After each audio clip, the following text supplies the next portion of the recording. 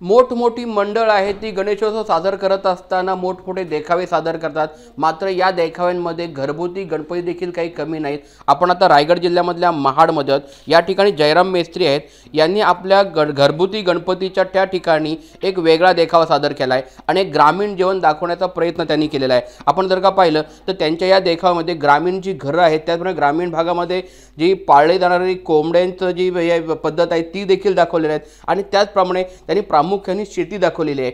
शेतीच्या लावणीची पद्धत असेल, नांगरणी असेल, त्यांनी हे सर्वच दाखवण्याचा प्रयत्न केला आहे। आणि आपण जर का पाहिलं तर या ठिकाणी असलेले जे पाणी आहे ते देखील पाणी खरंखुरं आहे।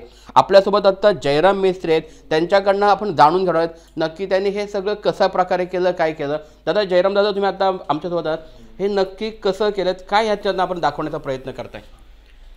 आता दाखवण्याचा प्रयत्न म्हणजे खेडेगावातली आता शेती जी करतात ती बैलजोडी किंवा हे जे पारंपरिक शेती आहे ती आता थोडी थोडी कमी होत आली। सर्व मशिनरी आणून मशिनरीद्वारे सर्व शेती केली जाते।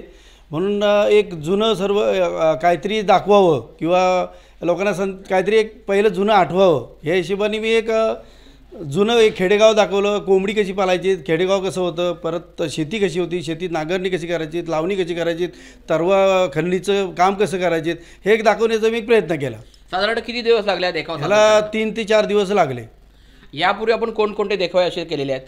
या अगोदर मी पहिलं एक आमचं गाव जे गेलं ह्या 21 दर्डीमध्ये ते गाव पूर्ण जसं गाव होतं तेवढं, कुणाची घरं कशी होती, कुणाचं परडं कसं होतं, कुणाच्या घराला कलर कसा होता, हुबेहूब जसं गाव होतं तसं गाव पूर्ण मी इथं बसवलं होतं।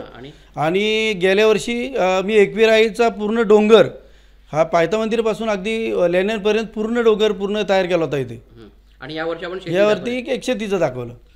आपण जर का पाहिलं तर अंगात कला असेल तर काही दाखवता येतं, हे जयराम मेस्त्री यांनी दाखवून दिलेलं आहे। आणि जयराम मेस्त्री यांचा सलग 3ऱ्या वर्षी एक अनोखा देखावा गणपतीच्या उत्सवाच्या माध्यमातून दाखवण्याचा प्रयत्न केलेला आहे। आणि आपण पाहू शकतो या वर्षी दाखवलेली शेती आहे ते देखील अगदी हुबेहूब वाटते।